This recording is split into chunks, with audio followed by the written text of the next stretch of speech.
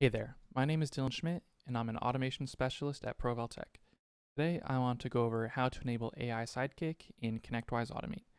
Please click the like and subscribe button in the bottom right corner so you never have to miss out on another video. Let's get into it.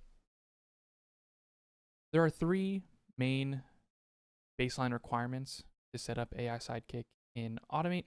The first is you have to have ConnectWise Automate version 2023.4 or newer.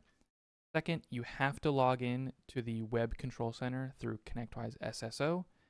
And the third, you have to enable the new feature. In this video, we'll go over how to enable that as a feature.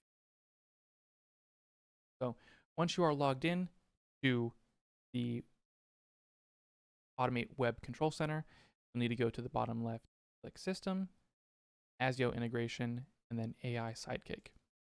Here you'll see the two options for how to use AI Sidekick within Automate for monitoring and script generation. So here you can select one or either, hit enable, and it will enable those features. To see an example of where you could use AI Sidekick, if you open any existing script or create a new script, in the script editor, if you execute script function, you'll see this use AI Sidekick slider.